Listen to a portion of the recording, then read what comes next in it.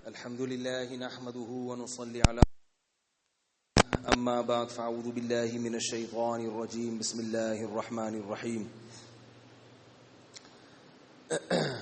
کل آدم علیہ الصلاۃ والسلام کا کچھ واقعہ بیان ہوا تھا. قرآن میں یہ واقعہ کئی جگہ بیان ہوا ہے، اس لیے اس واقعے کو بیان کرنا بہت ضروری تھا، اور اس میں جو ہمیں اسباق ملتے ہیں ان کا تذکرہ بھی بہت زیادہ ضروری تھا. آدم علیہ السلام کے بعد جو نبی آئے ہیں وہ ادریس علیہ الصلاۃ والسلام، جن کا قرآن میں ذکر ملتا ہے. اور ان کے بعد جو نبی، ویسے تو اور بھی نبی آئے ہیں، شیس علیہ السلام بھی کہا جاتا ہے، لیکن قرآن میں جن کا تذکرہ ہے میں صرف وہ بتاؤں گا. اور ان کے بعد جو نبی آئے ہیں شرک مٹانے کے لیے دنیا میں پہلی مرتبہ، وہ نوح علیہ الصلاۃ والسلام آئے ہیں. آدم علیہ السلام کے دور میں بھی شرک نہیں تھا. کان الناس امۃ واحدہ، اللہ فرماتے ہیں سب لوگ ایک دین پر تھے، سب اللہ کی عبادت کرتے تھے. گناہ تھے لیکن توبہ بھی تھی ساتھ میں. گناہ ہو جاتا تھا توبہ کرتے تھے، جو توبہ نہیں کرتا تھا اس کو برا سمجھا جاتا تھا، لیکن لوگ مانتے تھے صحیح کیا ہے اور غلط کیا ہے. زمانہ گزرتا گیا. اس وقت عمریں بہت لمبی ہوا کرتی تھیں، قد بہت لمبے ہوتے تھے. حدیث میں آتا ہے، صحیح بخاری کی حدیث ہے کہ آدم علیہ الصلاۃ والسلام کا جو قد تھا وہ 60 ہاتھ تھا، 60 گز. یعنی یہ جو ہاتھ ہے نا، ہاتھ، اس کو آپ 60 سے ضرب دے دیں. شکر ہے ہم لوگ اس دور میں نہیں تھے، ورنہ ہمیں وہ لوگ جیب میں رکھ کے چلے جاتے. ہم لوگ اگر اس دور میں ہوتے نا تو ہمیں کہیں پاکٹ میں رکھا ہوتا، انہوں نے یہ شاپر میں ڈال کے کہیں رکھ کے آ جاتے، وہ بھول جاتے کہ کہاں رکھ کے آیا ہوں. تو اتنے لمبے لمبے قد تھے، لمبی لمبی عمریں تھیں. آہستہ آہستہ عمریں بھی کم ہوئی اور قد بھی گھسنا شروع ہو گئے.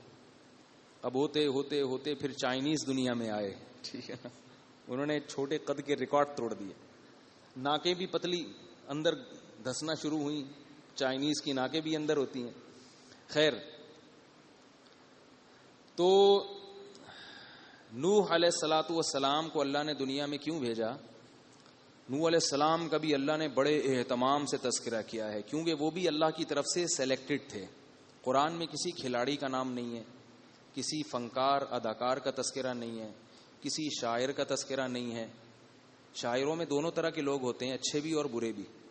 اچھا، شاعروں میں اللہ نے اچھے شاعروں کا اجمالی تذکرہ کیا ہے. وَالشُّعَرَاءُ يَتَّبِعُهُمُ الْغَاوُونَ إِلَّا الَّذِينَ آمَنُوا وَعَمِلُوا الصَّالِحَاتِ. شاعروں کی برائی کی، پھر اس سے کچھ شاعروں کو مستثنیٰ کیا.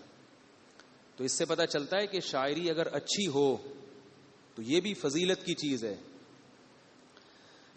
اور اس سے زبان پہ مہارت حاصل ہوتی ہے.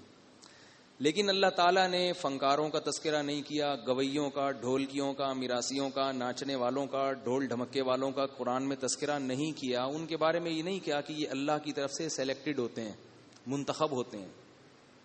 یہ لوگ کیا ہیں؟ لوگوں کو کھیل کود اور تماشوں میں لگاتے ہیں، اپنا بھی وقت ضائع کرتے ہیں اور قوم کا بھی وقت ضائع کرتے ہیں. اس لیے یاد رکھو، دیکھو میں نے پہلے بتایا تھا نا کہ ہمیں فالو کس کو کرنا ہے؟ اللہ کو نا، اور قرآن کو. تو آپ اگر میچز دیکھتے بھی ہو، اول تو چھوڑ دو یہ کرکٹ کے میچز دیکھنا، کھیل لو. کھیلنے سے ورزش ہوتی ہے، دیکھنے سے کچھ بھی نہیں ہوتا. شریعت میں کھیل کھیلنا جائز ہے، صحت کے لیے مفید ہے، ضروری ہے.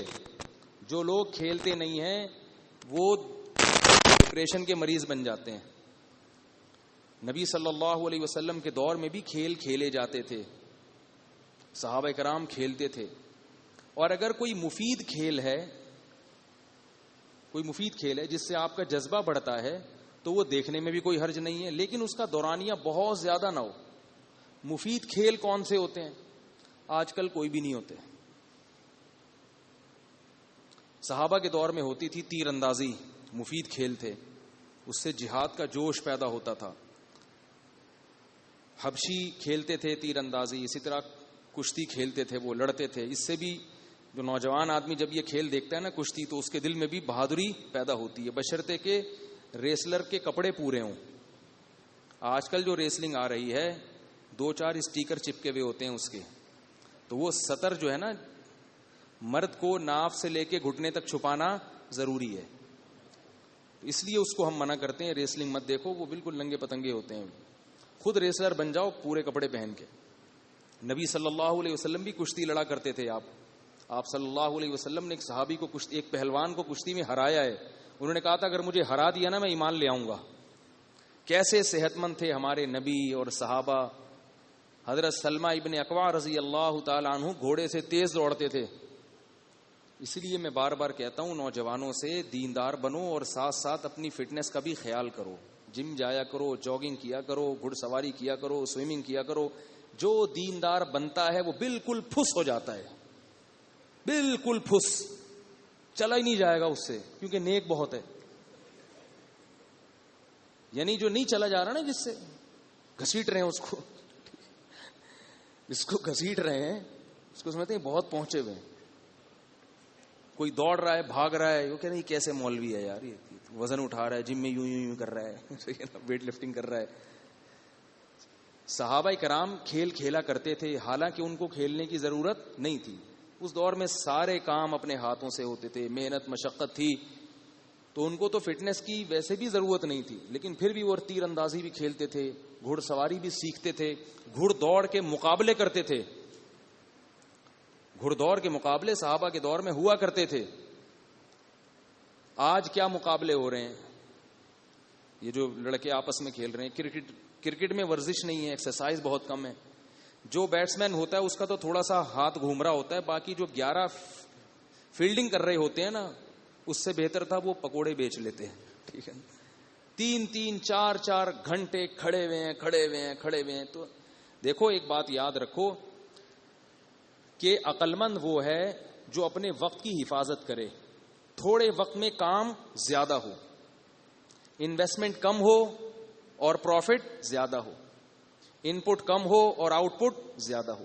کرکٹ اگر جائز ہے مگر اس میں محنت زیادہ ہے اور آؤٹ پٹ کم ہے، وقت بہت صرف ہوتا ہے.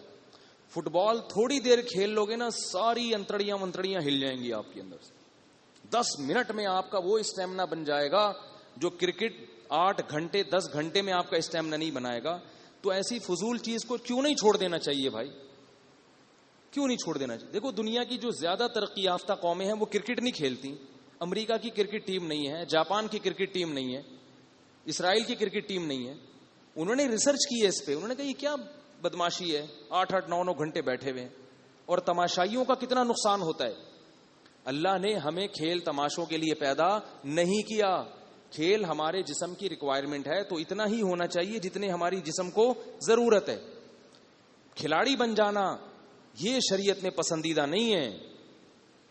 آپ اپنے دماغ کو مفید کاموں میں لگائیں، تعلیم میں لگائیں، اور اپنے دماغ کو فریش کرنے کے لیے کھیلا بھی کریں.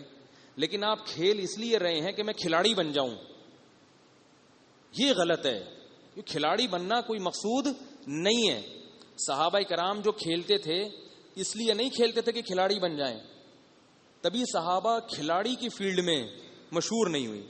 بتاؤ نبی صلی اللہ علیہ وسلم کے دور میں معاذ اللہ صحابہ میں کوئی مشہور کھلاڑی کا نام کوئی ملتا ہے آپ کو؟ کھیلتے تھے مگر کھلاڑی بننے کی کوشش نہیں کی انہوں نے. وہ مفید کاموں میں، علم میں، جہاد میں، تبلیغ میں اور بہت سارے شعبوں میں انہوں نے اپنے آپ کو لگایا.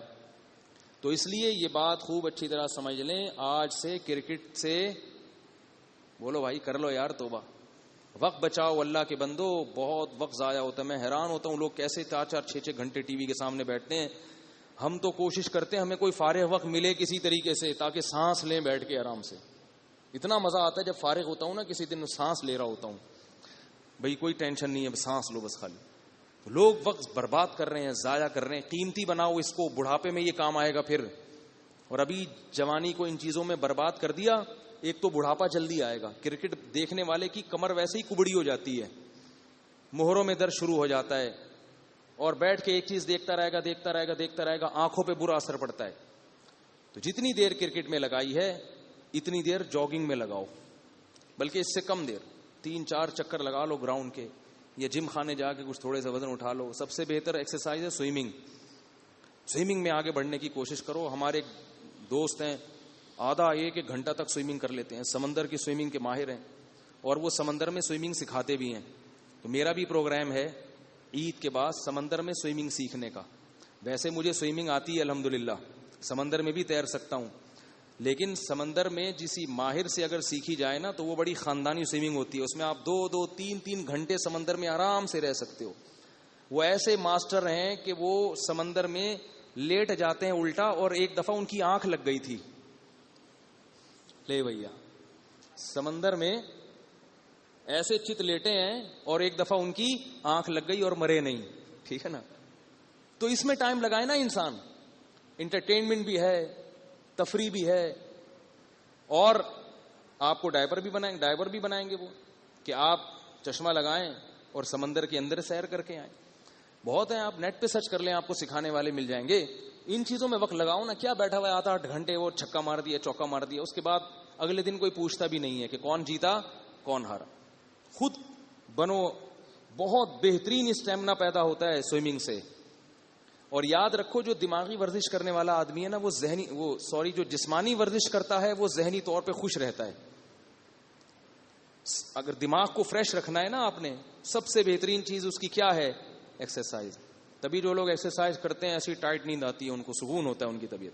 خیر, تو نوح علیہ الصلوۃ والسلام جو تھے ان کو اللہ نے بھیجا جس قوم میں. اچھا, یہ خواتین بھی بیان سن رہی ہیں نا, خواتین پریشان ہوتی, ہم کہاں ایکسرسائز کریں. تو وہ میں پھر کسی اور وقت بتاؤں گا. ابھی موضوع چینج ہو جائے گا. ابھی میں نے اس پہ کہا تو رمضان کا موقع ہے اور اتنی اہم آیات آ رہی ہیں, تو سارا وہ کدھر چلا جائے گا؟ ایکسرسائز. تو نوح علیہ الصلوۃ والسلام جو تھے, ان کے دور میں ہوا کیا ہے کہ ان سے پہلے جو لوگ تھے وہ عبادت کیا کرتے تھے, عبادت گزار تھے. پھر آہستہ آہستہ بزرگوں کی عقیدت ان کے دلوں میں آئی. پھر جو اللہ والے لوگ ہوتے تھے ان کے ہاتھ پاؤں چومنا, یہاں تک تو چلے گا. پھر مزید آگے جا کے ان سے دم دروس, پھر ان سے تعویذ, پھر ہوتے ہوتے ہوتے ہوتے اتنا غلو ہو گیا اپنے پیر و مرشد میں کہ جب وہ بزرگ کا انتقال ہوتا تو ان کی تصویریں بنا کے اپنے گھروں میں یادگار کے طور پہ رکھتے. پھر تصویر سے معاملہ اور آگے بڑھا ہے, ان کے پتلے بنا کے رکھنا شروع کر دیے. اب یہ مطلب نہیں ہوتا تھا کہ یہ عبادت, یہ معبود ہیں, یہ خدا ہیں. جب بھی کسی معاشرے میں کوئی برائی پھیلتی ہے تو وہ اس کی انتہا وہ نہیں ہوتی جو ابتدا ہوتی ہے. اسٹارٹنگ میں وہ بہت ہلکی ہوتی ہے, لیکن اسے روکا نہیں جاتا تو وہ بڑھتے بڑھتے بڑھتے بڑھتے بالکل انتہا تک پہنچ جاتی ہے. تو اب کیا ہوا کہ ود, سوا, یغوث, یعوق اور نصر, یہ 5 بڑے بڑے بزرگ تھے. ود, سوا, یغوث, یعوق اور نصر, یہ 5 بڑے بڑے بزرگ تھے.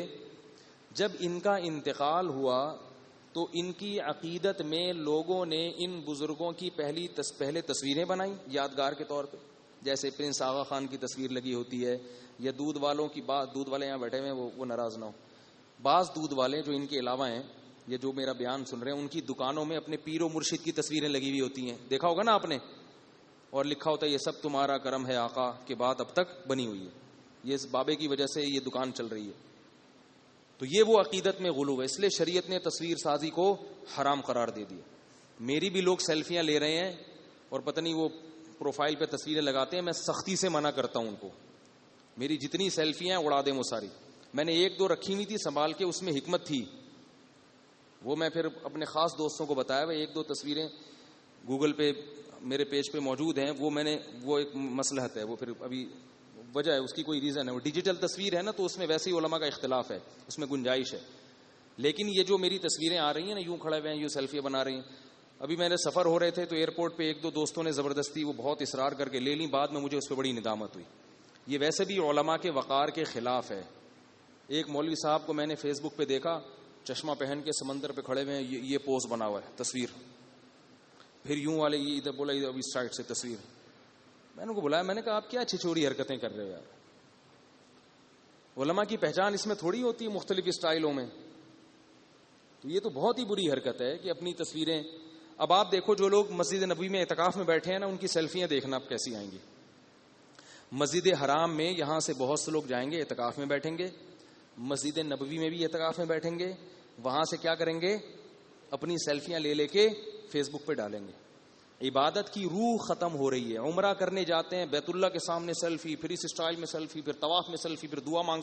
میں نے وہاں دیکھا ایک صاحب نے اپنی بیوی کو کیمرہ پکڑایا، بولا میری تصویر کھینچو. بیت اللہ پیچھے، وہ ادھر کھڑے ہوئے ہیں.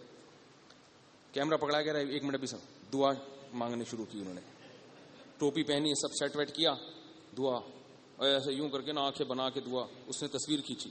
تو مجھے وہ بچپن میں ایک 50-50 ڈرامہ آتا تھا، توبہ کر لی ہم نے، چھوڑ دیے، لیکن بچپن کے کچھ قصے یاد رہ گئے ہیں. تو وہ ڈرامہ مجھے یاد آیا کہ وہ بڑا مزاحیہ پروگرام آتا تھا 50-50. اس میں ایک بچپن میں ہم نے دیکھا، تو اس میں ایک قصہ یہ ہوا کہ خاتون اپنی بیٹی کو رخصت کرتے ہوئے رو رہی ہیں، جیسے روتی ہیں عورتیں. اب رخصت کرتے ہوئے روتے ہوئے اس کو لا رہی ہیں، گاڑی میں بٹھا رہی ہیں، ہو میری بیٹی، اور تو یہ نصیحتیں کر رہی ہیں اپنے شوہر کا دل خوش رکھنا، سسرال کو آباد رکھنا. روتے روتے اس کو گاڑی میں بٹھایا. وہ ویڈیو بھی بن رہی ہے. تو کیمرے والے نے کہا کہ وہ میں نا پلے کا بٹن دبانا بھول گیا تھا. خاتون کہتی کمبخت تیرا ناس ہو، اتنی مشکل سے میں روئی تھی. ٹھیک ہے، وہ تو ریکارڈنگ ہو رہی ہے نا. اب پھر ریورس ہوئی، دوبارہ دلہن کو وہاں سے نکالا، بولا چل کمبخت پیچھے آ واپس. ٹھیک ہے، دوبارہ سے. اب دوبارہ سے اسی سٹائل میں رو رہی ہے، کیونکہ شادی کی ریکارڈنگ ہو رہی ہے. تو لوگ کیا کہیں گے؟ بھائی ریکارڈنگ ہوئی اور اس میں ماں روئی نہیں. تو یہ ریکارڈنگ والا حساب کتاب ایسا ہی ہوتا ہے.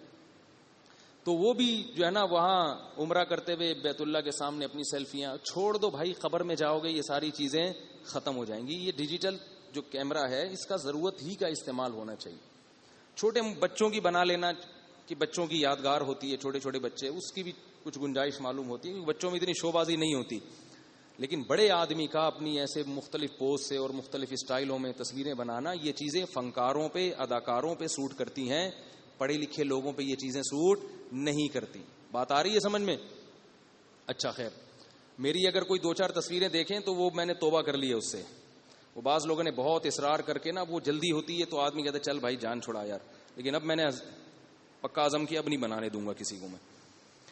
وہ اس لیے بناتے ہیں کہ وہ یوں کر کے بنائیں گے نا، اپنے دوستوں کو دکھائیں گے دیکھو میں مل کے آیا ہوں. تو بھائی وہ تو تم مل لیے، ساری دنیا ملتی ہے، اس میں کیا کون سی ایسی بات. تو نوح علیہ السلام کے دور میں کیا ہوا؟ انہوں نے ان کی تصویریں بنائیں بزرگوں کی، اور پھر ان کی مورتیاں بنا لی.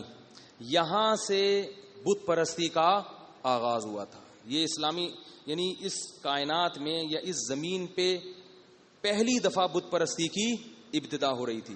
اور اس کا مقصد ان مورتیوں کی عبادت کرنا ہرگز نہیں تھا. وہ لوگ جانتے تھے کہ ان مورتیوں کو ہم نے اپنے ہاتھ سے بنایا ہے، یہ بھلا ہماری کیا بگڑی بنا سکتے ہیں. اتنے بے وقوف نہیں تھے.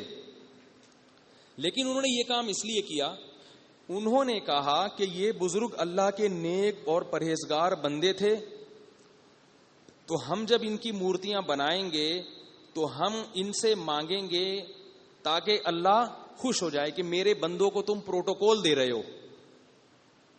نہیں آئی بات سمجھ میں؟ یعنی عبادت اللہ کی ہوگی، اور ان کے سامنے جھکنا ایسے ہوگا جیسے ہم بیت اللہ کے سامنے جھکتے ہیں. آئی نا بات سمجھ میں؟ بیت اللہ اللہ کا گھر ہے نا، تو ہم اس کے سامنے جھکتے ہیں اور اللہ خوش ہوتا ہے میرے گھر میں. تو وہ کہتے تھے کہ ہم اللہ کے بندوں کے سامنے اگر سجدہ کریں گے اور ان کے سامنے رکوع اور سجود کریں گے تو اللہ کیا ہوگا؟ خوش ہوگا. حالانکہ بیت اللہ میں اور بت میں فرق یہ ہے کہ بیت اللہ پر اس بات کی دلیل قائم ہے کہ اس کو اللہ نے اپنا گھر قرار دیا ہے، جبکہ میں اور آپ جو ہاتھ سے مورتی بناتے ہیں اس میں اس کی کیا دلیل ہے کہ اللہ نے اس کو اپنا قبلہ قرار دیا ہے. تو یہاں سے شرک شروع ہوا، پھر ہوتے ہوتے پھر مزید آگے بڑھا، پھر انہوں نے ان بتوں سے مانگنا شروع کر دیا. کیوں؟ اس لیے نہیں کہ اللہ کے پاس اختیار نہیں ہے، بلکہ اس لیے کہ جیسے اللہ نے اپنے پاس اختیار رکھے ہوئے ہیں تو اللہ نے اپنے ان نیک بندوں کی مورتیوں کو بھی کچھ اختیارات دیے ہوئے ہیں. سارے نہیں، کچھ. مثال کے طور پر اللہ اولاد خود بھی دے سکتا ہے، لیکن اللہ نے اولاد دینے کا اختیار یہ والی مورتی کو بھی دیا ہوا ہے. یہ بہت اہم پوائنٹ کی بات ہے، اس کو سنیں. بہت ابھی جو میں کہنا چاہ رہا ہوں نا وہ یہ واقعہ نہیں ہے، اس سے جو میں اخذ کرنا چاہ رہا ہوں وہ سمجھیں آپ. بارش کا اختیار کس کو دیا؟ اللہ نے فلاں کو دے دیا. اولاد دینے کا فلاں کو دے دیا. روزگار فراہم کرنے کا فلاں کو دے دیا. سارے اختیارات نہیں دیے. یعنی وہ اس کی دلیل دیتے تھے کہ جیسے ایک بادشاہ ہوتا ہے وہ سارے اختیارات اپنے پاس بھی رکھتا ہے لیکن کچھ کچھ اختیارات وہ بانٹ بھی دیتا ہے. یہ وزیر کو بھی دے دیا. یہ گرفتاری کا اختیار کس کو دے دیا؟ ایس ایچ او صاحب کو. کیا خیال ہے؟ تو انہوں نے کہا اللہ نے نا اپنے اختیارات کیا کر دیے؟ بانٹ دیے. یہ وہ شرک ہے جس کی نفی کے لیے قرآن مجید نازل ہوا ہے کہ اللہ نے ذرہ برابر بھی اختیار کسی کو، ولی کو، کسی فرشتے کو، کسی جن کو، کسی کو بھی نہیں دیا ہے، نہ کسی نبی کو دیا ہے. ہمارے دور میں جو مشرکین ہیں جو اپنے آپ کو مسلم کہتے ہیں ان کا جو شرک ہے وہ بت پرستوں کے شرک سے کئی گنا زیادہ بڑا ہوا ہے. کیونکہ بت پرست یہ نہیں کہتے کہ اللہ نے سارے اختیارات اس اکیلے بھگوان کو، مورتی کو دیے ہوئے ہیں. یاد رکھو ہندو کبھی یہ نہیں کہتے کہ یہ والا جو بت ہے نا سارے اختیارات اس کو ہیں. کہتے ہیں بارش والا یہ ہے، اولاد دینے والا وہ ہے. تبھی ان کے ہاں مندروں کی نا قسمیں ہیں، مندروں میں بتوں کی قسمیں ہیں. یہ 50 روپے والا یہ صرف سموسا کھلا سکتا ہے آپ کو، صحیح ہے نا. اور اس سے زیادہ اگر کام کروانا ہے تو اس کے لیے 100 روپے والا. تو ہندوؤں نے بھی یہ نہیں کہا کہ ایک ہی بت کو سارے اختیارات ہوتے ہیں. اسی شرک کی نفی کے لیے قرآن نازل ہوا کہ اللہ نے کسی کو کچھ بھی نہیں دیا اختیارات میں. لیکن ہمارے دور کے مشرک کیا کہتے ہیں کہ اللہ نے محمد صلی اللہ علیہ وسلم کو بھی تمام کے تمام اختیارات دے دیے ہیں. تبھی وہ یہ نہیں کہتے کہ نبی سے صرف اولاد مانگنا جائز ہے، بلکہ کہتے ہیں ہر وہ کام جو آپ اللہ سے مانگ سکتے ہو وہ تمام کام یا رسول اللہ مدد کہہ کے رسول سے بھی بولو نا بھائی مانگ سکتے ہو. تبھی تو یا رسول اللہ مدد کا نعرہ لگایا جاتا ہے. مدد کا کیا مطلب؟ ہر چیز میں مدد. کشتی ڈوب رہی ہے تو کشتی کو باہر نکالنے میں مدد. بے اولاد ہوں تو اولاد دینے میں مدد. بے روزگار ہوں تو روزگار فراہم کرنے میں مدد. اس لیے یاد رکھو کہ جو لوگ محمد صلی اللہ علیہ وسلم کو مختار کل سمجھتے ہیں ان کا شرک خدا کی قسم ہندوؤں کے شرک سے بڑا ہوا ہے. نہیں آ رہی میرا خیال ہے بات سمجھ. یہ توحید کا مسئلہ ہے، اس میں 2 نمبری نہیں ہے، لفاظی نہیں ہے، پوری کلیئر کٹ بات ہے اسلام میں جو بیان کی گئی ہے. فروعی مسائل میں تشدد جائز نہیں ہے. عقیدے کے معاملے میں 2 ٹوک عقیدہ ہونا چاہیے آپ کا. اگر اس میں آپ نے ذرا لچک دکھائی تو آپ بھی الٹے لٹکے ہوئے ہوگے قیامت کے دن. امام ابو حنیفہ سے کسی نے پوچھا، ان کا مذہب ہے کہ اگر کسی نے پوچھا کہ اللہ کہاں ہے اور وہ کہے مجھے پتہ ہی نہیں ہے، انہوں نے فرمایا وہ اسلام سے خارج ہے.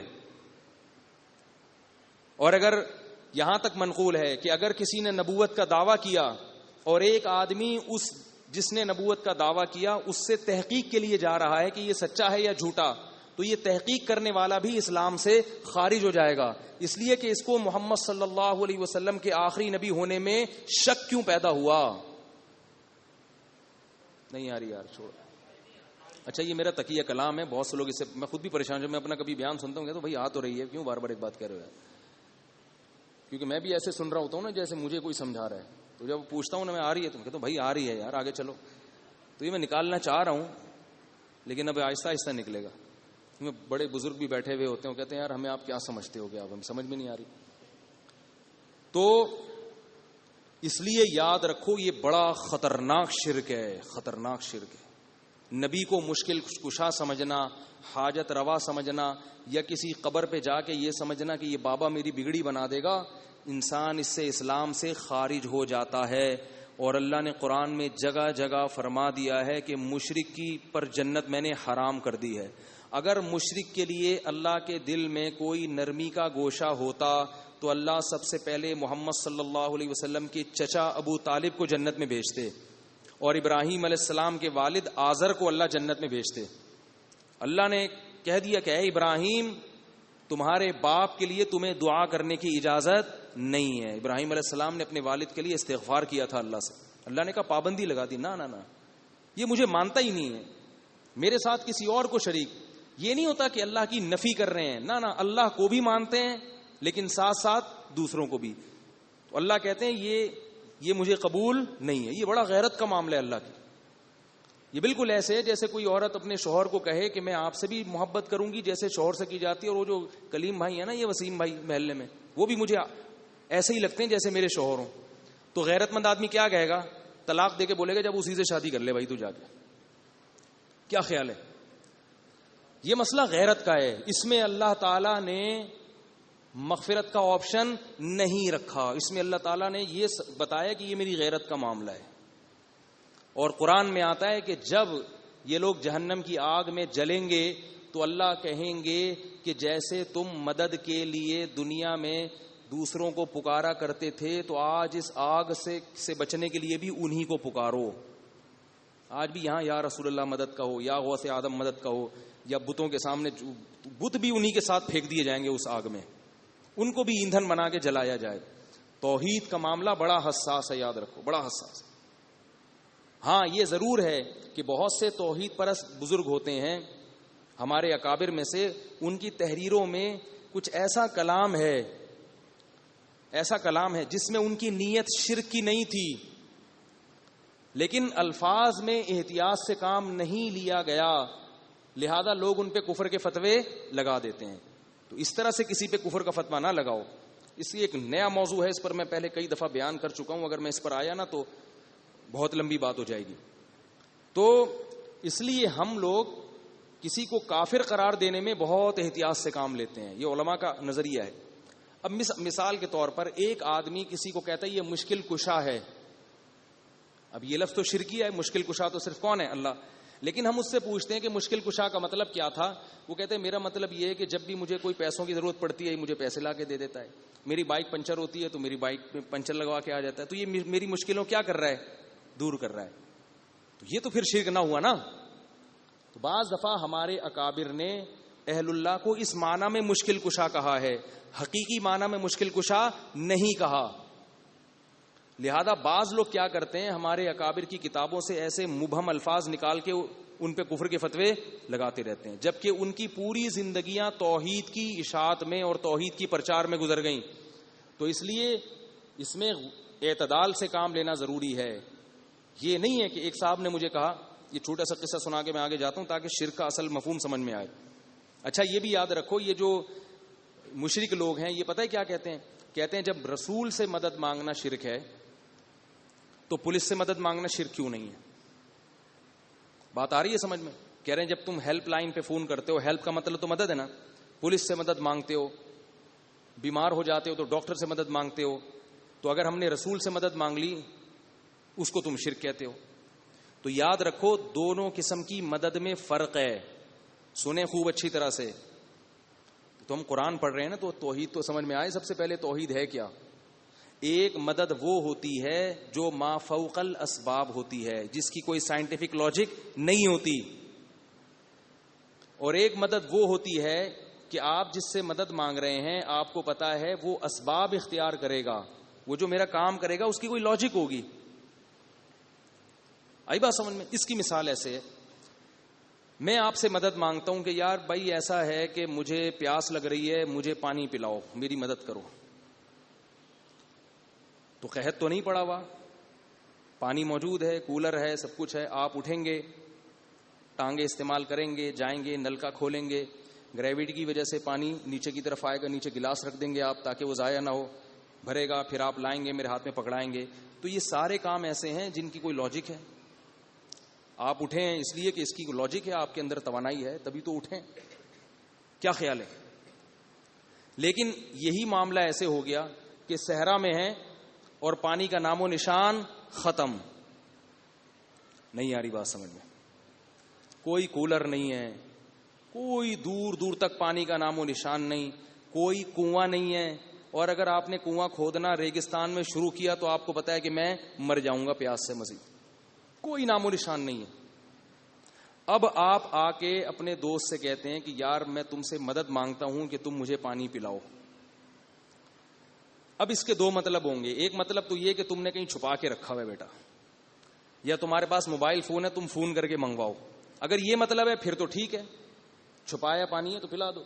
اور اگر یہ مطلب نہیں ہے تو پھر اس کا مطلب کیا ہے غیب سے سامان پیدا کرو بس. نہیں آ رہی بات؟ کچھ بھی نہیں ہے، بس چھو منتر کرو پانی آ جائے. یہ کام کس کا ہے بھائی؟ اللہ کا کام ہے. جادوگر جو چھو منتر کرتا ہے نا وہ نظر کا دھوکا ہوتا ہے. یا تو پانی چھپا کے رکھا ہوا تو پھر لا کے دیتا ہے، وہ چھپائی ورنہ پانی نہیں ہو اور پیدا ہو جائے، یا تو کوئی سائنسدان ہائیڈروجن اور آکسیجن کو ملا کے پیدا کرے گا، وہ بھی سائنٹیفک لاجک میں آ گیا. اور اگر یہ بھی نہیں ہے تو پھر یہ کیا ہے؟ یہ وہ مدد ہے جو اسباب سے ہٹ کر ہے. یہ کام صرف کون کر سکتا ہے؟ اللہ. بنی اسرائیل صحرا میں بھوکے پیاسے تھے، اللہ نے مدد کی، آسمان سے منو سلوا اتار دیا. سمجھ رہے ہو بات کو؟ نبی صلی اللہ علیہ وسلم کے دور میں پانی ختم، ایک پیالہ ہے، تھوڑا سا پانی ہے، معمولی سا چشمہ ہے، آپ صلی اللہ علیہ وسلم نے انگلیاں ڈالی ہیں اور پانی ابلنا شروع ہو گیا. تو یہ کام کس نے کیا تھا؟ اللہ نے. نبی نے نہیں کیا یہ، کیونکہ اس طرح سے پانی پیدا کرنا نبی کے اختیار میں نہیں ہے. انگلیوں سے پانی نہیں نکلتا، اس کی کوئی سائنٹیفک لاجک نہیں ہے. چاند کے 2 ٹکڑے اگر ایٹم بم پھاڑ دیں وہاں جا کے تو ہو جائیں گے. ایٹم بم پھاڑ دیں تو چاند کے 2 ٹکڑے ہو جائیں گے. زمین پہ آپ کھڑے ہو کر چاند کو اشارہ کریں اور اس کے 2 ٹکڑے ہو جائیں، یہ کام کسی انسان کا نہیں ہے. یہ ٹکڑے کس نے کیے تھے؟ اللہ نے کیے تھے. نبی چاند کے ٹکڑے نہیں کر سکتے. اللہ نے نبی کو حکم دیا کہ آپ انگلی کا اشارہ کریں، چاند کو 2 حصوں میں تقسیم کر دوں گا. تو معجزہ جتنے بھی ہیں نا وہ اللہ کرتا ہے، وہ نبی نہیں کرتے. نبی کو اختیار نہیں ہوتا. آج ہم نے موسیٰ علیہ السلام کا واقعہ پڑھا نا، جو تلاوت کی ہم نے تراویح میں، اس میں کیا ہے؟ جادوگروں نے جب لاٹھیوں کو پھینکا ہے اور وہ سانپ، رسیوں کو پھینکا اور وہ سانپ بن گئی، تو قرآن میں آتا ہے کہ موسیٰ علیہ السلام خوف سے گھبرانے لگے. حالانکہ موسیٰ علیہ السلام کے ہاتھ میں تو لاٹھی تھی، وہ تو کئی دفعہ اژدہا بن چکی تھی، پھینک دیتے. حضرت موسیٰ کو پتا تھا کہ لاٹھی کو میں اژدہا نہیں بنا سکتا، تو لاٹھی ہے، اتنے سانپ کیسے ماروں گا؟ اللہ کہتے ہیں میں نے موسیٰ کو وحی کی کہ اس لاٹھی کو زمین پہ پھینکو، یہ اژدہا بن کے ان سب کو نگل جائے گی. اگر موسیٰ علیہ السلام کو لاٹھی کو سانپ بنانے کا اختیار ہوتا تو حضرت موسیٰ کے دل میں خوف پیدا نہ ہوتا. وہ تو پریشان تھے، اللہ کیسے مدد کرے گا. اسی طرح جب دریا کے سامنے حضرت موسیٰ علیہ السلام آ کر کھڑے ہوئے اور بنی اسرائیل بھی، پیچھے سے فرعون آیا، تو بنی اسرائیل نے کہا موسیٰ مر گئے، آگے سمندر ہے، دریا ہے، ٹھاٹھے اس کی لہریں ہیں، اور پیچھے کیا ہے؟ فرعون، مر گئے. حضرت موسیٰ کہہ سکتے تھے کہ میرے پاس لاٹھی ہے نا، 2 ٹکڑے کر دوں گا، نکل جائیں گے یہاں سے. نہیں، موسیٰ علیہ السلام نے کہا کلا، نہیں مریں گے، میرے ساتھ اللہ ہے، مجھے پتا ہے کچھ نہ کچھ کرے گا. وہ جو یہاں تک لایا ہے وہ آگے بھی نکالے گا. اب کیسے نکالے گا یہ مجھے نہیں پتا. لیکن موسیٰ علیہ السلام نے اس موقع پر کیا کہا؟ ان معی ربی، میرے ساتھ میرا رب ہے. یہ نہیں کہا ہم سب کے ساتھ، کیونکہ موسیٰ علیہ السلام کو تھا کہ میری تو مدد ہوگی، ان نالائقوں کی پتہ نہیں ہوگی نہ ہو. کیونکہ جب انہوں نے اللہ کے اتنے معجزے دیکھ لیے، اتنی نشانیاں دیکھ لیں، اب بھی ان کو یقین نہیں آ رہا کہ اللہ بچائے گا. اب بھی کہہ رہے مروا دیا. بھئی اللہ نے اگر مروانا ہوتا تو اتنی آزمائشوں سے گزار کے یہاں لا کے تھوڑی کھڑے کرتے اللہ تمہیں. اب تو بالکل آخر ہے، فرعون کے تباہی کا وقت ہے. اور جب نبی صلی اللہ علیہ وسلم حضرت ابو بکر کے ساتھ تھے غار میں ہجرت کے دوران، تو وہاں جب مشرکین نے چاروں طرف سے گھیر لیا تو حضرت ابو بکر بھی یہی کہنے لگے کہ پکڑے گئے، پریشان تھے. تو نبی نے کیا فرمایا؟ ان اللہ معنا، اے ابو بکر اللہ ہمارے ساتھ ہے. علماء نے لکھا ہے کہ موسیٰ علیہ السلام نے کہا تھا میرے ساتھ اللہ ہے، نبی نے کہا تھا ہمارے ساتھ اللہ ہے. کیوں؟ اس لیے کہ موسیٰ علیہ السلام کو یقین نہیں تھا کہ میری قوم کی مدد ہوگی کہ نہیں ہوگی، کیونکہ ان کی باتیں اس قسم کی ہیں کہ اس میں اللہ کی مدد نہیں آتی ہے. عجیب عجیب سی باتیں کر رہے ہیں. اے موسیٰ لمدرکون، مروا دیا، پکڑے گئے. اور ادھر نبی کے ساتھ کون تھے؟ ابو بکر، جو ہر مشکل میں ساتھ دے رہے تھے. اس لیے نبی نے کہا کہ جیسے مجھے یقین ہے کہ میری مدد ہوگی، ایسے ہی مجھے یقین ہے کہ اے ابو بکر تیری بھی مدد ہوگی. ایسا نہیں ہو سکتا کہ اللہ مجھے نکال لے اور تو پکڑا جائے، تو میرے ساتھ ہے جہاں بھی ہو. تبھی تو جو ہے نا سب سے بہترین دوست محمد صلی اللہ علیہ وسلم کے ابو بکر تھے. حضرت عمر کہا کرتے تھے کہ ابو بکر مجھے وہ 1 رات دے دیں غار والی اور میری ساری زندگی کی نیکیاں مجھ سے لے لیں. تو مشکل میں کسی کا ساتھ دینا جو ہے نا اس میں امتحان ہوتا ہے مشکل میں. لوگ علماء سے بڑی محبت کرتے ہیں، لیکن جب وہ کسی کو بلی آتی ہے نا ان کے اوپر، پولیس پکڑ کے لے جائے، کوئی پوچھنے نہیں آتا. ویسے لے کے جا نہیں رہی ہے پولیس، لیکن ایک بات کر رہا ہوں، 2-4 دفعہ پوچھتے ہیں کہاں ہے یار، کہتے ہیں یار وہ ان کو پولیس والے لے گئے. چلو جب چھوٹ کے آئیں تو بتانا، ٹھیک ہے نا، ٹھیک ہے نا. یہ میں نے دیکھا بڑے بڑے علماء کے ساتھ، جب چھوٹ کے آئیں تو بتانا یار، بیان بڑا اچھا ہوتا تھا، بیان رکا ہوا یار. تو مشکل میں جو ساتھ دیتا ہے نا. اسی طرح یاد رکھو، بات سے بات نکلتی ہے، شوہر کی غربت میں جو بیوی اس کا ساتھ دے گی وہ بیوی رکھنے کے قابل ہے. یہ بہت ہو رہا ہے آج کل. میرے پاس فون آتے ہیں، شوہر کے پاس پیسہ تھا، دولت تھی، بیوی بڑی خوش، بے روزگار ہو گیا، روڈ پہ آ گیا، چپل خریدنے کے پیسے ہی نہیں ہیں، بیگم بھاگ گئی. آتے ہیں میرے پاس فون، بھاگ گئی، کہ میں ایسے غریب کے ساتھ رہ نہیں سکتی. میں پتہ ہے کیا مشورہ دیتا ہوں. بعض علماء کی عادت ہوتی ہے ہر جگہ جوڑ پیدا کرنا، وہ بھی اچھی سوچ ہے ان کی. میرا اسٹائل تھوڑا سا وکھری ہے، ٹھیک ہے نا، ٹیکنیکل اسٹائل ہے. میں ان سے کہتا ہوں کہ جاؤ بیوی کو منا کے لاؤ. بولو بھائی میں بھی تو سوکھی روٹی کھا رہا ہوں نا میرے ساتھ، اسی میں تم شریک ہو جاؤ.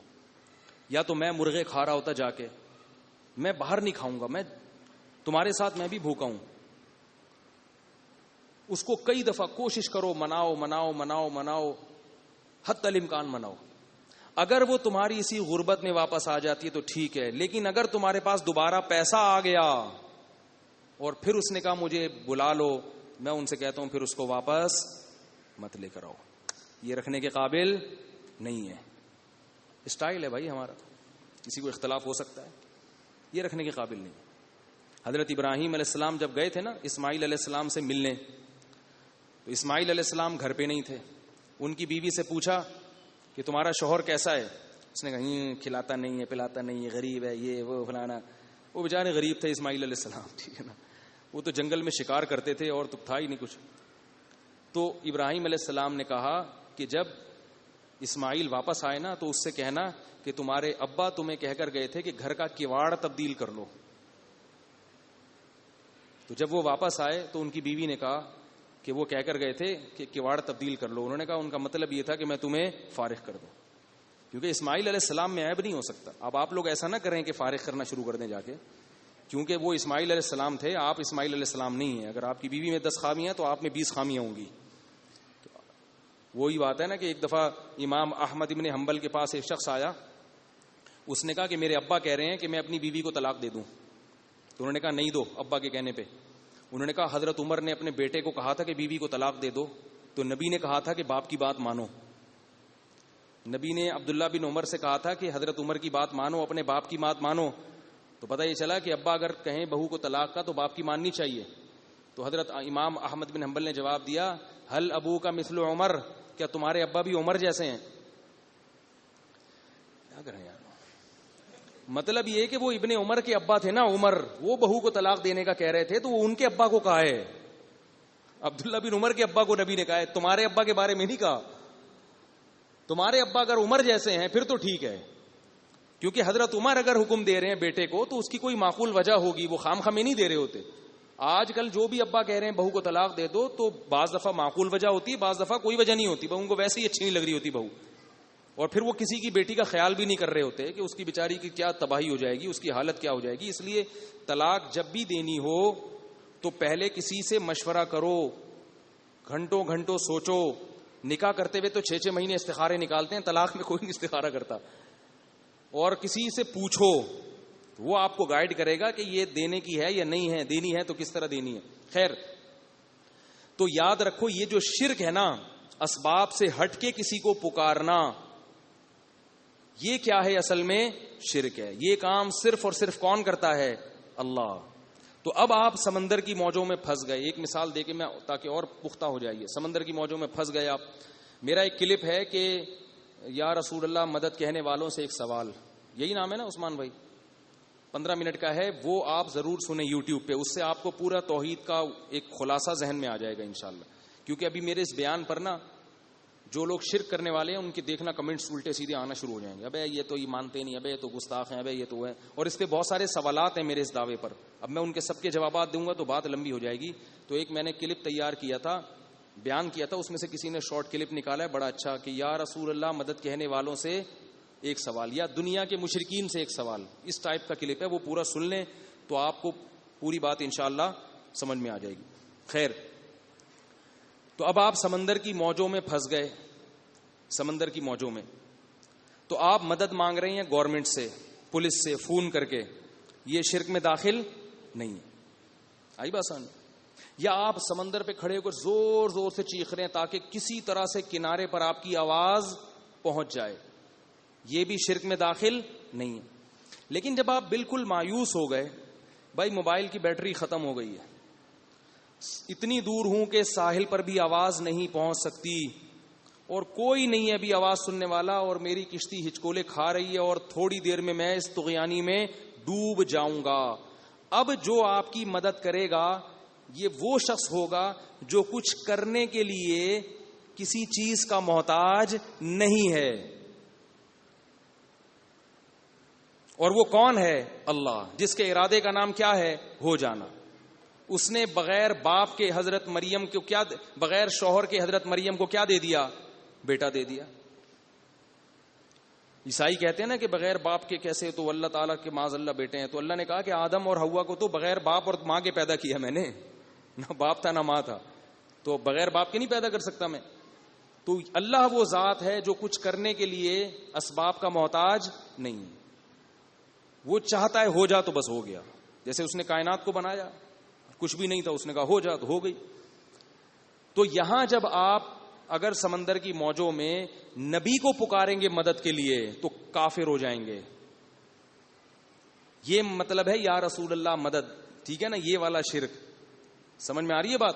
اب لوگ مسجد میں بیٹھے ہیں, یا رسول اللہ انظر حالنا, ہماری بات سنیں. اس کی کوئی لاجک ہے؟ کیسے مدد کریں گے بھائی تمہاری؟ یہ شرک ہے. اور قرآن میں مسجد کے بارے میں اللہ کا کیا ارشاد ہے؟ وَأَنَّ الْمَسَاجِدَ لِلَّهِ فَلَا تَدْعُوا مَعَ اللَّهِ أَحَدًا. مسجدیں کس کا گھر ہیں؟ اللہ کا. اللہ کے سوا یہاں کسی کو مت پکارو. اتنا ہمارے اسلاف نے اس کا خیال کیا کہ رسول اللہ صلی اللہ علیہ وسلم کی قبر پہ جب عمر بن عبدالعزیز نے 4 دیواری کھڑی کی ہے اس کو محفوظ کرنے کے لیے, تو 5 کونوں والی عمارت بنائی ہے, 4 کونوں والی عمارت نہیں بنائی ہے. پتہ ہے آپ کو؟ یہ ہمارے نبی کی جو قبر ہے نا وہ چاروں طرف سے پیک ہے, تو وہ جس چاروں طرف جو دیوار ہیں اس کے 5 کونے ہیں, 4 کونے نہیں ہیں. کیوں؟ انہوں نے یہ سوچا تھا کہ اگر اس کے 4 کونے ہوئے تو اس عمارت کی شکل بیت اللہ کے مشابہ ہو جائے گی, کہیں لوگ اس کا طواف کرنا نہ شروع کر دیں. نہیں آ رہی بات؟ آ رہی ہے معذرت.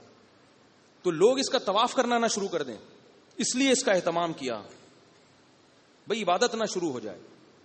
اور صدیوں سے اللہ تعالیٰ نے اپنے نبی صلی اللہ علیہ وسلم کو سجدہ گاہ بننے سے بچایا ہوا ہے, اپنے نبی کی قبر کو. آپ صلی اللہ علیہ وسلم نے فرمایا اللہ یہود و نصارہ پہ لعنت کرے کہ ان میں سے جب کوئی مرتا تھا تو وہ اس کی قبر کو سجدہ گاہ بنا لیتے تھے. یہ آپ نے اپنی انتقال سے پہلے فرمایا تاکہ لوگ میری قبر پہ طواف اور سجدہ شروع نہ کر دیں. لیکن لوگ باز نہیں آتے.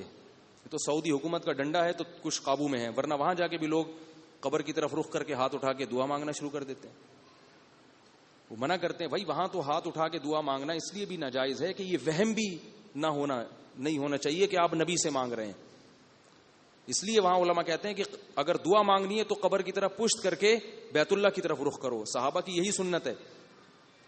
تو اس لیے جو پہلا شرک شروع ہوا وہ کہاں سے؟ اپنے بزرگوں کی عقیدت میں حد سے زیادہ غلو کرنا اور ان کو سمجھنا کہ یہ بگڑی بنا دیں گے. اور یہ غلو آہستہ آہستہ ہماری قوم میں بھی سرایت کر گیا ہے. عاملوں پہ نہیں آ رہا میں, لیکن بس یہ بتا دوں عاملوں کو بھی لوگ یہ سمجھتے ہیں کہ وہیں سے بیٹھے بیٹھے یہ میرے کام بنا دیں گے. وہی نہیں بنا سکتا, وہ پاگل ہے, وہ کچھ نہیں کر سکتا, وہ پاگل ہے تبھی تو عامل بنا ہوا ہے. ابھی واٹس ایپ پہ ایک صاحب نے کہا کہ سارے عامل خراب ہوتے ہیں, میں تو کسی سے بیعت ہوں, وہ عملیات کرتے ہیں, وہ تو ٹھیک ہے نا. میں نے جواب ہی نہیں دیا, کیونکہ یہ لوگ عقیدت میں اتنے پاگل ہو چکے ہوتے ہیں کہ ان کو دلائل سے بات سمجھ میں نہیں آتی. یہ عقیدت بڑی عجیب چیز ہے. جب ایک دفعہ خامخواہ کی دماغ میں بیٹھ گیا نا عقیدت ہو کسی کے دلائل سے, کسی کے علم سے, تو پھر سمجھ میں آتی ہے. کہنے ان لوگوں نے سیکھا ہوا ہے, وہ دلیل یہ دے رہے تھے ان کو سیکھا ہوا ہے. تو یہ جو بھی کریں اس کو سیکھا ہوا کہہ رہے ہیں, اس کی دلیل کیا ہے کہ اس کو سیکھنا کہتے ہیں. کون سا سلیبس ہے, کون سا نصاب ہے, کون سی یونیورسٹی ہے بھائی جہاں یہ پڑھایا جاتا ہے. خیر, تو میں جلدی سے بات کو ختم کرتا ہوں. تو 5 بت بنا کے ان کے سامنے جھک کے ان کی عبادت کرنا قوم نے شروع کر دی. تو پھر پہلے پیغمبر نوح علیہ السلام ہیں جو اس دنیا سے شرک کو ختم کرنے کے لیے نازل ہوئے. انہوں نے بتایا کہ چھوڑ دو, یہ کچھ نہیں کر سکتے, یہ بھی تمہاری طرح اللہ کے بندے تھے اور قبروں میں جا چکے ہیں, اور یہ تو وہ بزرگ ہیں بھی نہیں, یہ تو ان کے پتلے رکھے ہوئے ہیں اپنے ہاتھوں سے بنائے ہوئے, چھوڑ دو, ان کے سامنے مت جھکو. وہ کہتے نہیں اللہ ناراض ہو جائے گا اگر ہم نے ان کے سامنے نہیں جھکے. سمجھاتے رہے اور قرآن کہتا ہے کتنے سال سمجھایا, 950 سال. اور آخری بات بتا کے بات ختم کرتا ہوں, پھر کل یہیں سے شروع کروں گا انشاءاللہ, کہ دیکھو اتنی چھوٹی سی بات تھی کہ ایک بت ہے, اس کے لیے 950 سال کے بعد بھی قوم کی سمجھ میں نہیں آیا. پتہ ہے کیوں نہیں آیا؟ اس لیے کہ قوم کا کلچر یہ بن چکا تھا. اب اگر ایک آدمی پیچھے ہٹتا تو پوری قوم سے دستبردار ہونا پڑتا. تو پتہ یہ چلا کہ ہم جو ماحول کے خول میں جکڑ جاتے ہیں, اس خول سے جب تک آپ نہیں نکلو گے آپ سیدھے راستے پہ نہیں چل سکتے, کیونکہ خاندان کا بائیکاٹ کرنا پڑتا ہے. اب کوئی لڑکی شرعی پردہ کیوں نہیں کرتی؟ ماحول سے کٹ جائے گی. اگر وہ دیور سے پردہ کرے گی, جیٹ سے پردہ کرے گی, تو کہیں گی ہماری یہ پرمپرا ہی نہیں ہے دیور سے پردہ کرنا. اور اللہ ہم سے کیا قربانی مانگتے ہیں؟ ماحول کو مت دیکھو, کس کو دیکھو؟ اللہ کو. داڑھی کا رواج نہیں ہے تو داڑھی رکھنا مشکل, شلوار ٹخنوں سے اوپر رکھنے کا رواج نہیں ہے تو لباس شریعت کے مطابق کرنا مشکل. لوگ کہتے ہیں یار پوری قوم ادھر کو جا رہی ہے, آپ ادھر کو جا رہے ہو. یہی تو نوح علیہ السلام کی قوم کہتی تھی, بھائی پوری قوم جا رہی ہے مندر جا کے عبادت کر رہی ہے اور آپ ہمیں مسجد لے کے جا رہے ہو. یار یہ تو پورا خاندان, رشتے, لوگ شادی نہیں کریں گے, رشتے نہیں دیں گے, خاندانی بائیکاٹ ہو جائے گا, دوستیاں چھوڑ دیں گے. تو نوح علیہ السلام نے سمجھایا چھوڑ دیں دوستیاں, تو قبر میں تھوڑی جائیں گے تمہارے ساتھ. نیک لوگوں سے تعلق پیدا کرو جو ایمان لا رہے ہیں, وہ ایک نیا خاندان بسا لیں. بھائی نہیں آ رہی میرا خیال ہے بات؟ تو اس لیے اللہ کے بندو, تم تو دیندار لوگ ہو, تم پردے والی لڑکیوں سے شادیاں کیا کرو. سمجھ رہے ہو؟ کیونکہ ان کو رشتے نہیں ملتے آج کل. پردے والیوں کو سسرال ٹانگ اڑا دیتا ہے کہ بھئی ہم کیسے, یعنی دیور سے پردہ کرے گی اور یہ ہو گئے, تو سارے مسائل کھڑے ہو جاتے ہیں اس میں. وہی اپنی ایک کالونی بناؤ بھائی, اپنا ایک خاندان آباد کرو. تو کٹنا پڑے گا. ہاں رشتہ داری توڑنے کی اجازت نہیں ہے, اچھا تعلق رکھو, سلام دعا. پھر بھی وہ بدتمیزی کرتے ہیں تو آپ ان سے کنارہ کشی اختیار کر لو. لوگ مجھے کہتے ہیں کہ ہم اپنے بچوں کو سسرال لے کے جاتے ہیں تو وہاں ٹی وی لگا ہوتا ہے, انڈین فلمیں لگی ہوتی ہیں, بچے دیکھ کے خراب ہو رہے ہیں. میں کہتا ہوں بچوں کو نہ بھیجو سسرال. کہتے ہیں پھر وہ نانی اور نانی ناراض ہو جائیں گی بچوں کی. میں کہتا ہوں ہونے دو. نانی کو خوش کرنے کے لیے اپنے بچوں کو انڈین فلمیں دکھا کے تباہ کر دینا. یہ جو بچے جو انڈین فلمیں دیکھتے ہیں نا, جب یہ جوانی کی دہلیز پہ قدم رکھ رہے ہوتے ہیں, یہ ساری ننگی عورتیں اور ناچنے والی ان کے لاشعور میں جا رہی ہوتی ہیں, اور یہ بچوں کو وقت سے پہلے بالغ کر دیتی ہیں. ماں باپ گھننے بنے ہوئے ہیں, گھننے. بچے وقت سے پہلے بالغ ہو رہے ہیں, پھر غلط ایکٹیویٹیز میں لگ جاتے ہیں. یہ جو 12-13 سال کی عمر میں, اس میں بچے میں بے انتہا شہوت پیدا ہو رہی ہوتی ہے. اس کو آپ انڈین فلمیں دکھا رہے ہو, جوان لڑکیوں کے ناچ دکھا رہے ہو اس کو. وہ زبان سے کچھ نہیں کہے گا لیکن اس کے اندر بالکل تباہ ہو جاتا ہے, وہ ہل جاتا ہے اندر سے. اتنا اس کی جو اندر یہ جو سیکس جو ہے نا یہ ابھرتا ہے, اور اتنی شہوت پیدا ہوتی ہے کہ وہ لازماً پھر غلط حرکتوں میں چھپ کے لگتا ہے. وہ ماں باپ کو پتہ بھی نہیں ہوتا, پوری زندگی پھر گندگیوں میں لگا رہتا ہے وہ, پوری زندگی. تو نانی کو خوش کرنے کے لیے بچوں کا بیڑا غرق کر دیا جائے. ہم غیر مسلموں سے کیوں سیکھ رہے ہیں بھائی؟ ان لوگوں کی تو شرم حیا غیرت سب ختم ہو گئی ہے ان کے ہاں, سب ختم ہو گیا ان کے. تو اگر ناراض ہوتے ہیں تو ناراض ہونے دو, راضی کرنے کے دوسرے طریقے اختیار کر لو. ان سے بولو بھائی ٹی وی نکال دو تو چلے جائیں گے. اور اگر بھیجنا ہے تو پھر پابندی ہو, ماں کے ساتھ بھیجو کہ جب یہ بچے آئیں گے تو ٹی وی نہیں کھلے گا. اس طرح سے حساب کتاب چلے گا تو پھر معاملہ چلے گا, ورنہ برباد ہو جائیں گے. پھر آپ روتے رہو گے بچوں کو بیٹھ کے. نانی اماں تو خوشی خوشی دنیا سے جائیں گی, دنیا سے جاتے ہائے میرے پوتے فلم دیکھا کرتے تھے میرے ساتھ بیٹھ کے, لیکن بچے کیا ہو جائیں گے؟ تباہ و برباد ہو جائیں. تو ذرا ٹائٹ حساب کتاب رکھو. تو نوح علیہ السلام نے سمجھایا, قوم نہیں مانی. کیوں؟ کیونکہ ماحول ایک طرف جا رہا تھا، نوح علیہ السلام دوسری طرف، اور نوح علیہ السلام کہہ رہے تھے کہ ماحول تمہیں کھلاتا ہے یا اللہ کھلاتا ہے؟ کھلا تو اللہ رہا ہے نا. قوم کو سمجھ میں نہیں آیا، اللہ نے پوری قوم کو اٹھا کے تباہ کر دی. تو انشاءاللہ یہ پھر آگے میں کل لے کے چلوں گا. اللہ تعالی ہم سب کو سمجھنے کی، عمل کی توفیق عطا فرمائے.